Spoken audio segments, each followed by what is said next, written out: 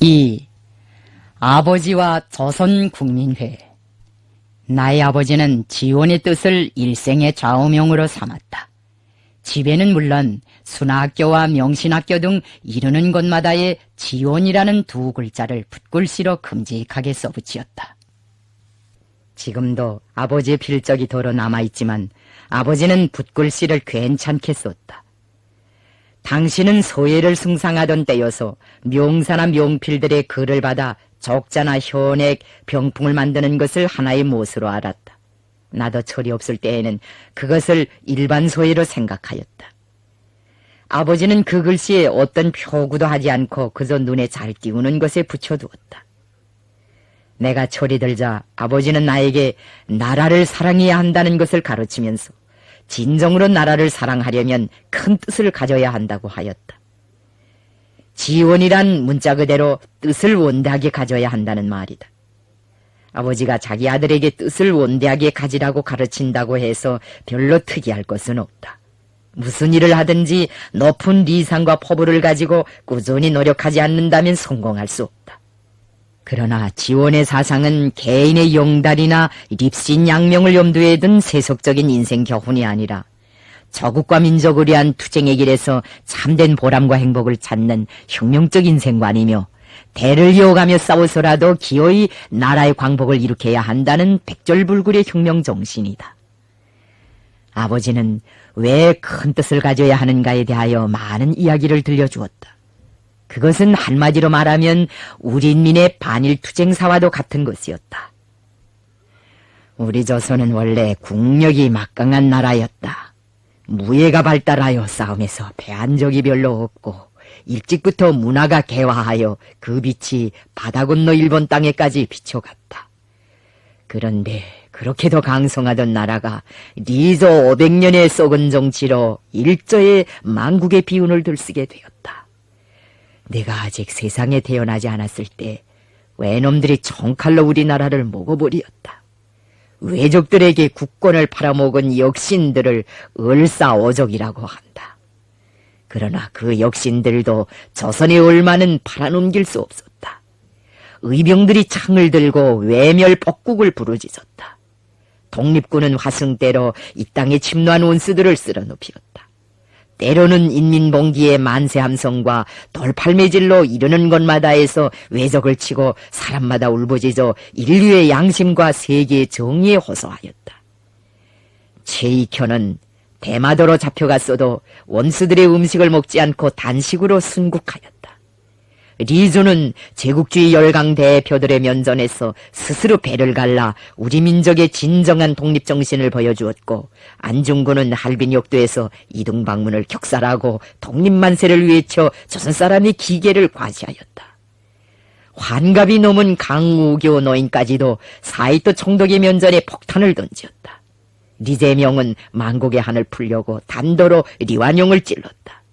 민용환, 리범진, 홍범식과 같은 애국 충신들은 자결로서 국권 수호를 호소하였다. 한때는 우리 민족이 국채보상운동이라는 눈물겨운 운동까지 벌였다. 국채란 로일전쟁 후 일본에서 꾸어다 쓰고 갚지 못한 1300만 원의 빚을 말한다. 이 빚을 갚으려고 온 나라 남자들이 담배를 끊었다. 고종황제까지도 단연으로서 이 운동에 합세하였다.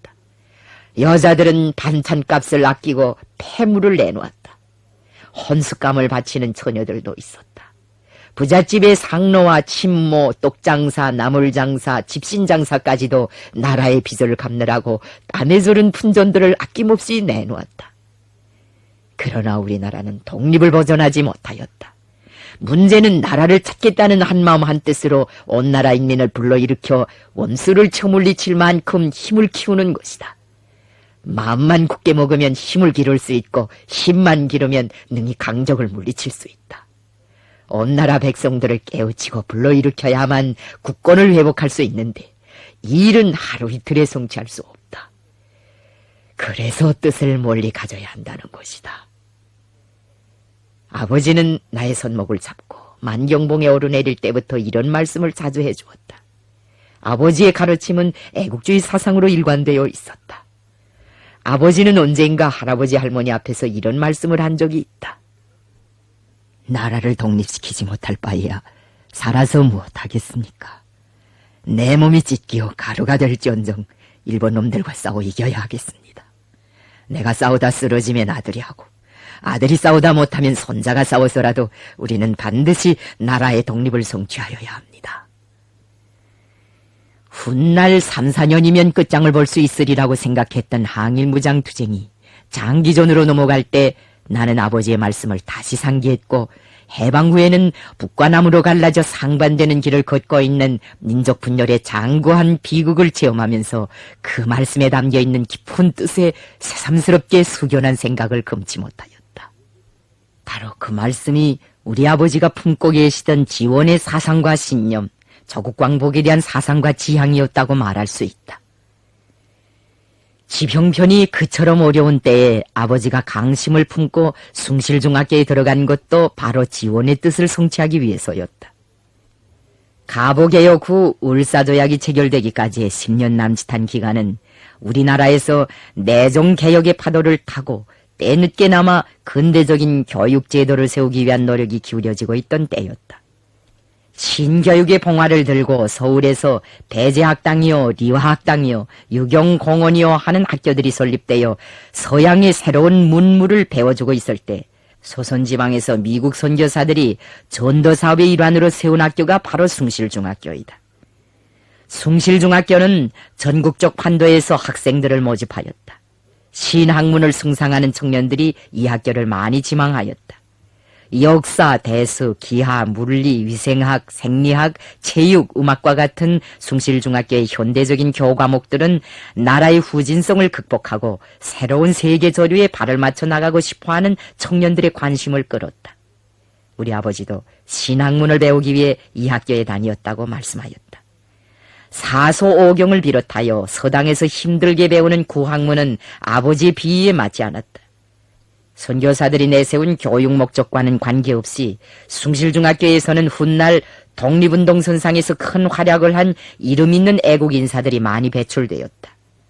상해 임시정부 의정원의 초대 부의장을 거쳐 의장직을 역임한 바 있는 손정도도 이 학교 출신이었고, 림정 말기에 국무의원으로 활동한 차리석도 이 학교 졸업생이었으며, 재능 있는 애국시인 윤동주도 이 학교에서 공부하다가 중퇴한 사람이었다.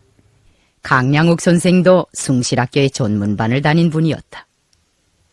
당시는 이 전문반을 숭실전문학교라고 불렀다. 숭실중학교란 숭실학교 안에 있는 중학반을 말한다. 숭실학교에서 반일 독립운동자들이 많이 배출되었기 때문에 일본 사람들은 이 학교를 배일 사상의 채권지라고 하였다. 글을 배워도 조선을 위하여 배우고, 기술을 배워도 조선을 위하여 배우며, 하늘을 믿어도 조선의 하늘을 믿어야 한다.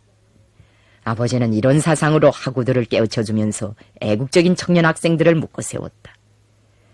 아버지의 지도 밑에 숭실중학교에는 독서회와 일심친목회가 조직되었다. 이 단체들은 학생들을 반일 사상으로 교양하는 한편 평양과 그 주변 일대에서 적극적인 대중계몽 활동을 벌이었으며, 1912년 12월에는 교내에서 학교 당국의 비인간적인 학대와 착취 행위를 반대하는 동맹휴학까지 조직하였다. 아버지는 중학 공부를 하면서도 방학이면 안주, 강동, 순안, 의주 등 평안남북도와 황해도 일대 여러 지방들을 돌아다니며 대중계몽과 동지 획득을 위한 활동을 벌이었다.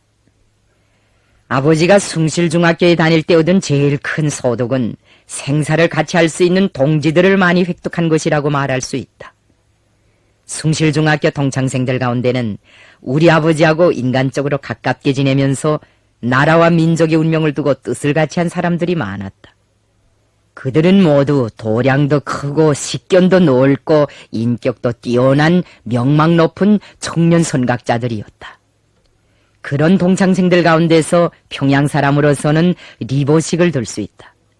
리보식은 독서회에도 일심친목회에도 다 관여하였는데, 훗날 조선국민회 조직을 위해서도 많은 기여를 하였으며 3.1 인민봉기 때에도 큰 활약을 하였다.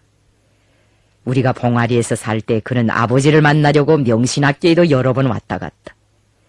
평안북도 출신의 동창생들 가운데는 백세빈, 백영무, 백세빈이라는 피혼 사람이 아버지와 가깝게 지냈다. 아버지가 평안북도 땅에 갈 때에는 이 사람이 길 안내를 많이 하였다. 그는 조선국민회의 국외통신원이었다. 1960년 12월에 남조선에서는 민족자주통일중앙협의회가 결성되었는데 백세빈은 그때 그 위원으로 활동하였다고 한다. 박인관은 숭실중학교 시절에 우리 아버지와 한 기숙사에서 생활한 사람이다. 처음 얼마 동안은 아버지도 기숙사 생활을 하였다.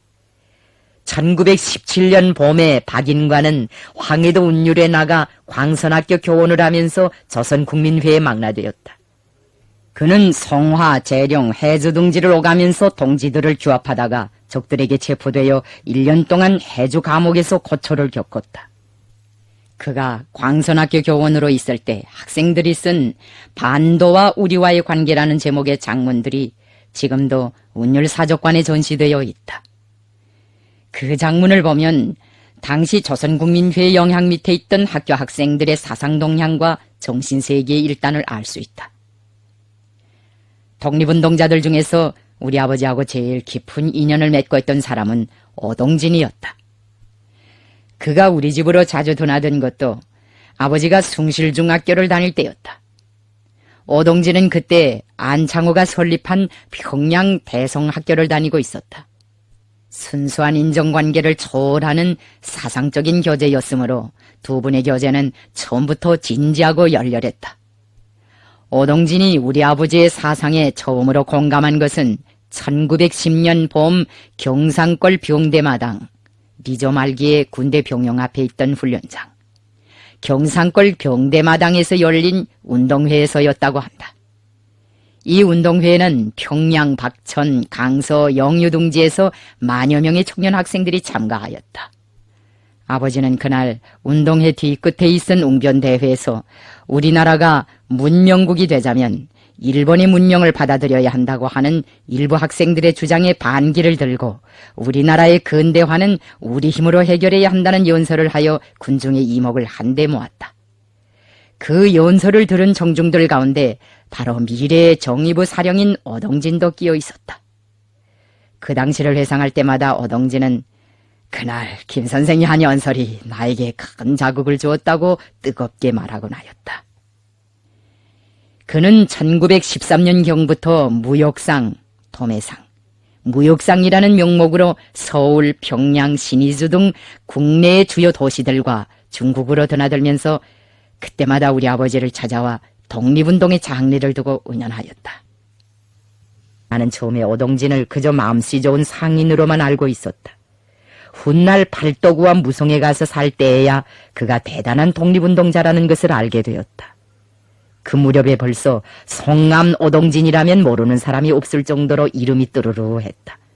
재산이라든가 배경을 보면 어려운 혁명을 하지 않고서도 살 수 있는 사람이었지만 그는 직접 손에 총을 들고 일제와 싸웠다.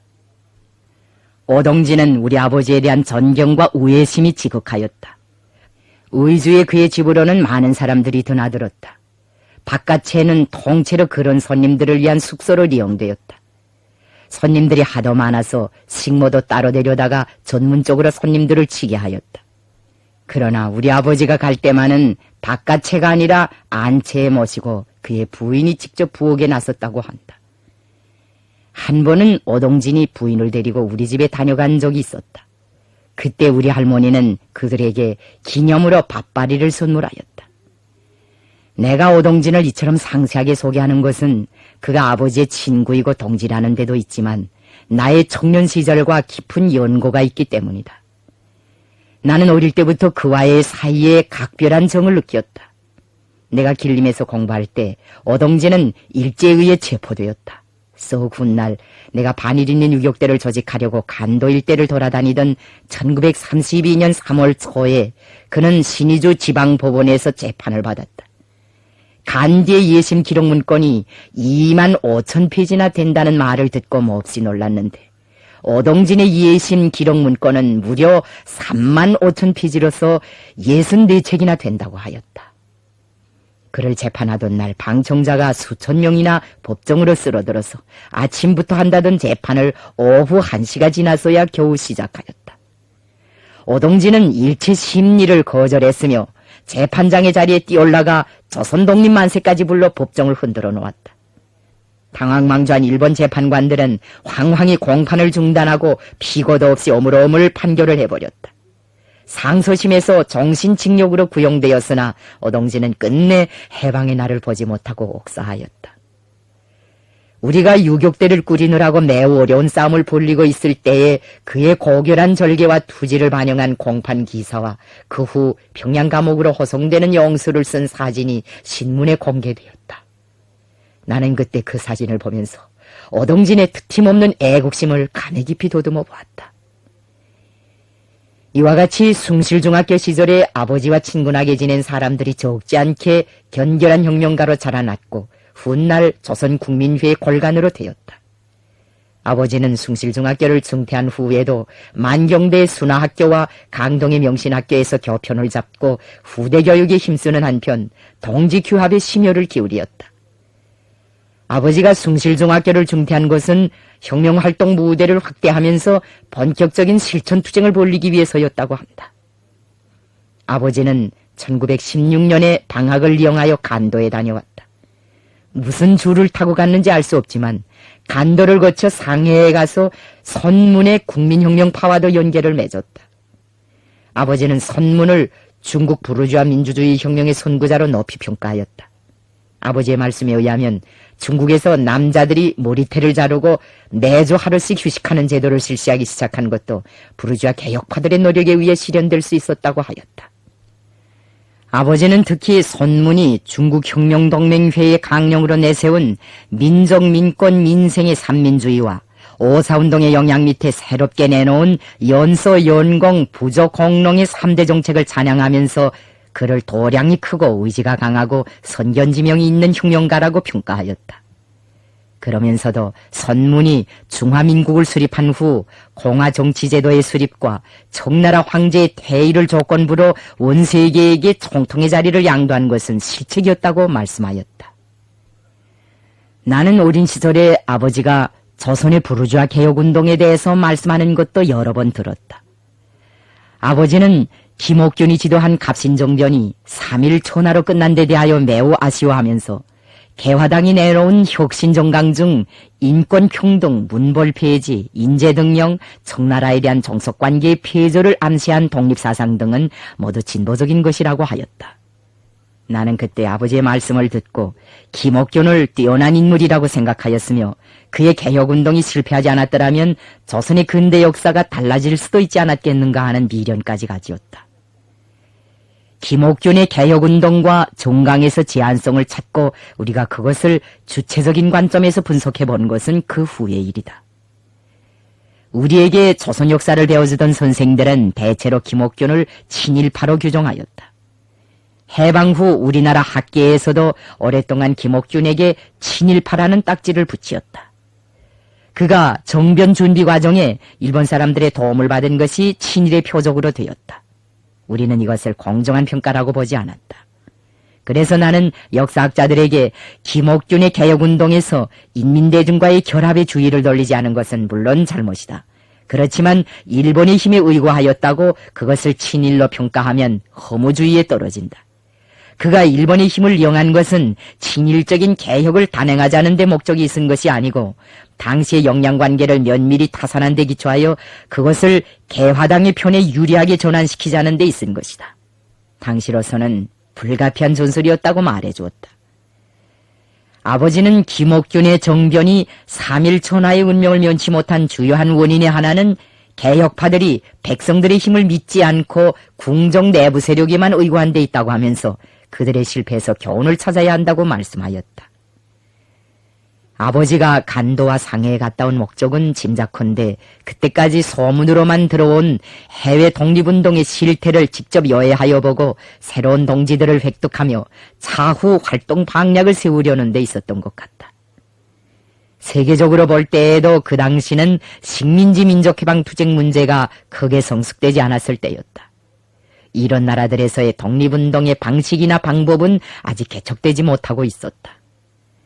아버지가 간도와 상해에 간 때는 중국혁명이 군벌의 준동과 제국주의 열강의 간섭으로 일진일퇴의 심각한 곡절을 겪고 있었다. 중국혁명에서도 기본 장애물은 미국, 영국, 일본을 비롯한 외세였다.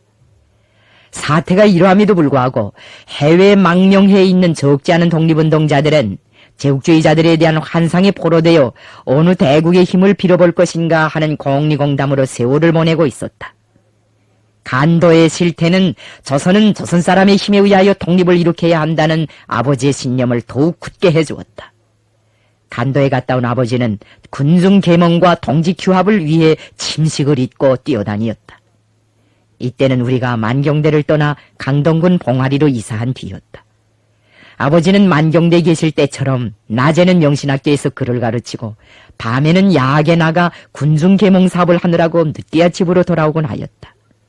나도 어느 학예회 때 아버지가 써준 글을 가지고 반일 연설을 한 적이 있다. 아버지는 그때 혁명적인 시와 노래를 지어 학생들에게 많이 배워주었다. 아버지를 만나려고 많은 독립운동자들이 봉화리로 찾아왔다. 아버지 자신도 동지들을 찾아 평안남북도와 황해도 일대를 자주 돌아다녔다. 그 과정에 핵심들이 육성되고 군중적 지반이 축성되었다. 이런 준비에 토대하여 아버지는 장일환, 배민수, 백세빈 등 애국적인 독립운동자들과 함께 1917년 3월 23일 평양 학당골에 있는 리보식의 집에서 조선국민회를 결성하였다. 조선국민회에 망라된 청년 투사들은 손가락을 잘라 조선독립 결사라는 혈서를 썼다. 조선국민회는 전체 조선민족이 일치 단결하여 조선사람 자체의 힘으로 나라의 독립을 이룩하며 참다운 문명국가를 세울 것을 목적으로 하는 비밀결사로서 3.1인민봉기를 전후한 시기 조선의 애국자들이 모은 국내외의 조직들 가운데서도 가장 규모가 큰 반일지하 혁명 조직의 하나였다. 1917년이라면 국내에 비밀결사가 별로 없을 때였다.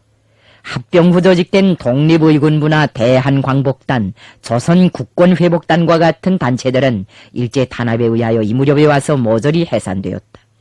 지하활동을 하다가 발각되면 가차없이 잡아가던 때여서 어지간한 사람들은 그런 활동에 가담할 엄두조차 내지 못하였다. 뜻있는 사람들이라 하여도 국내에서는 어쩌지 못하고 해외로 망명하여 이런저런 반일단체들을 만들어내는 정도였다. 그럴 용기마저 없는 사람들은 조선 경내에서 총독부의 허가를 받아가지고 그들의 비위에 거슬리지 않을 정도의 소극적인 활동을 벌이었다. 이런 때에 조선국민회가 태어났다. 조선국민회는 반제자주적인 입장이 투철한 혁명조직이었다. 조선국민회의 취지서에는 장차 구미 세력이 동양에 부식되고 일본이 그들과 패권을 다투게 될 시기가 닥쳐올 것은 명백하므로 그 기회에 조선사람 자체의 힘으로 조선 독립의 목적을 달성하기 위하여 동지들의 결석을 도모하며 그 준비를 진행하여야 한다고 밝히고 있다. 취지서를 통해 알 수 있는 바와 같이 조선국민회는 외부 세력이 기대를 거는 사람들과는 달리 조선 독립은 조선 사람 자체의 힘으로 일으켜야 한다는 자주적인 입장을 취하였다. 조선국민회는 간도의 동지들을 파견하여 그곳을 독립운동의 채권지로 만들기 위한 원대한 계획도 세웠다. 조선국민회는 그 조직이 매우 치밀하였다. 조선국민회에는 준비되고 검열된 애국자들만 엄선하여 받아들였으며 정적인 조직 체계를 가지고 회원 호상 간에도 암호를 사용하였다. 비밀 문서들도 암호로만 작성하였다. 조선국민회는 매해 숭실중학교 개학날을 계기로 회원들의 모임을 정기적으로 가지기로 하였다.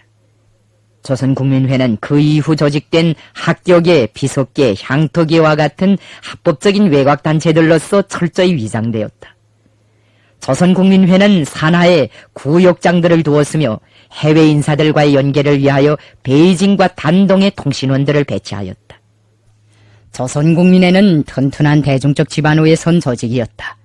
조선국민회에는 노동자, 농민, 교원, 학생, 군인, 독립군, 군인, 상인, 종교인, 수공업자들을 비롯한 각계각층이 다 망라되어 있었으며 그 조직은 국내는 물론 중국의 베이징, 상해, 길림, 무성, 림강, 장백, 류하, 관전, 단동, 화전, 흥경 등 외국에까지 널리 뻗어 있었다. 조선국민회를 결성하고 확대해 나가는 과정에 아버지는 장철호, 강제하, 강진건, 김시우 등 많은 동지들을 획득하였다. 그 한 사람 한 사람의 동지를 찾는 데 기울인 아버지의 노고는 말이나 글로서 다 표현할 수 없다. 아버지는 한 사람의 동지를 얻기 위해서라면 천리길도 마다하지 않았다. 한 번은 어동진이 황해도 지방으로 가다가 우리 집에 갑자기 들려 아버지를 만나고 간 일이 있다. 그날 그는 다른 때보다 별로 신수도 몰꾸하고 인상도 좋아 보였다. 어동진은 좋은 사람을 하나 만났다고 하면서 자랑하였다.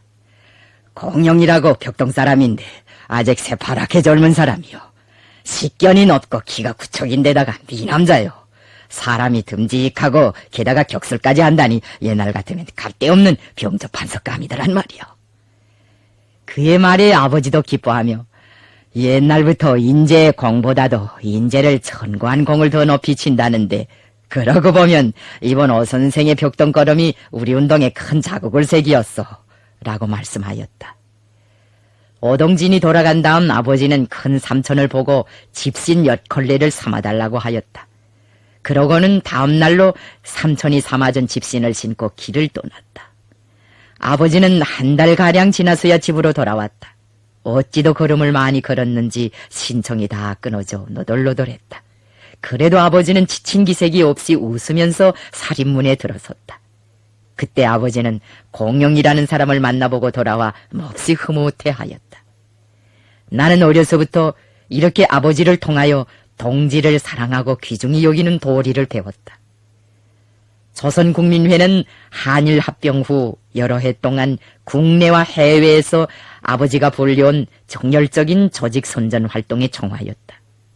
아버지가 이 조직을 통하여 판을 크게 벌리려고 계획했던 것만은 사실이다. 그런데 이 조직은 일제의 가혹한 탄압을 받게 되었다. 일제가 조선국민회에 대한 단서를 잡은 것은 1917년 가을이었다. 바람이 몹시 부는 어느 날 경찰서의 놈이 갑자기 수업 중에 있는 명신학교 교실에 달려들어 무작정 아버지를 체포하였다. 아버지를 따라 맥존 나루까지 갔던 호씨가 나루가에서 아버지가 몰래 한 부탁을 가지고 어머니에게로 뛰어왔다. 어머니는 아버지의 부탁대로 지붕에 올라가 비밀 문건들을 꺼낸 다음 아궁에 놓고 불을 질렀다. 아버지가 체포된 다음 날부터 봉화리의 기독교인들은 아버지의 석방을 위해 명신학교에 모여 새벽 기도를 드렸다. 평양과 강동 일대 인민들은 평양경찰서에 몰려가 아버지를 석방하라고 진정서를 들이댔다. 아버지에 대한 재판을 하게 된다는 소식을 듣고 만경대에 계시던 할아버지가 큰삼촌을 경찰서로 보냈다. 재판을 한다는데 변호사를 사대야 할지 어째야 할지 아버지의 의향이나 알아보기 위해서였다. 삼촌이 가장진물이라도 팔아서 재판할 때 변호사를 사대겠다고 말하자 아버지는 단마디로 그 말을 막아버리었다. 변호사도 입으로 말하고 나도 입으로 말하는데 돈을 없애면서 따로 변호사를 사댈 필요는 없다. 아무 죄도 없는 사람한테 무슨 변호가 필요하겠느냐. 일제는 평양지방법원에서 3차례에 걸쳐 아버지에 대한 재판을 벌였다. 그때마다 아버지는 조선 사람이 제 나라를 사랑하고 제 나라를 위해서 한 일이 무슨 죄가 된단 말이냐. 나는 당국의 그런 부당한 심리를 인정할 수 없다고 단호하게 항의하였다. 이렇게 되자 재판은 날짜를 끌었다. 일제는 3번째 재판에서 강제로 형을 언도하였다. 아버지가 잡혀간 다음 형록 삼촌이 우리를 만경대에 데려가려고 둘째 외삼촌 강영석, 둘째 외삼촌과 함께 봉화리로 찾아왔다. 그러나 어머니는 봉화리에서 겨울을 나겠다고 하였다. 어머니가 그때 만경대로 옮겨가지 않은 것은 집에 찾아오는 조선국민회원들과 반일운동자들과의 연계를 지으면서 뒷수습을 하려는 데 있었다. 어머니는 뒤처리를 깨끗이 해놓은 다음 이듬해 봄에야 우리를 데리고 만경대로 돌아갔다. 그때 할아버지가 외할아버지와 함께 달구지를 가지고 봉화리에 와서 이삿짐을 싣고 갔다. 그해 봄과 여름을 나는 매우 우울하게 보냈다. 몇 밤 자면 아버지가 돌아오는가고 내가 물을 때마다 어머니는 이제 곧 돌아오신다면서 같은 대답만 하였다. 어머니는 어느 날 나를 데리고 만경봉 군에터로 올라갔다. 나를 안고 군에 걸터 앉아 이런 말씀을 하였다. 증선아, 저 앞에 대동강 얼음이 다 풀리고 나뭇잎이 푸르러도 너희 아버지는 돌아오시지 않는구나. 아버지가 나라를 찾기 위하여 싸우셨는데 그것이 무슨 죄가 되겠느냐. 내가 어서 커서 아버지 원수를 갚아야 한다. 너는 커서 꼭 나라를 찾는 영웅이 되어라. 나는 꼭 그렇게 하겠다고 대답하였다. 그 후 어머니는 나도 모르게 감옥에 여러 번 다녀왔다. 그렇지만 갔다 와서도 감옥에 대한 말은 전혀 하지 않았다. 한 번은 어머니가 팔궐에 목화를 타러 간다면서 나를 데리고 성 안으로 떠났다.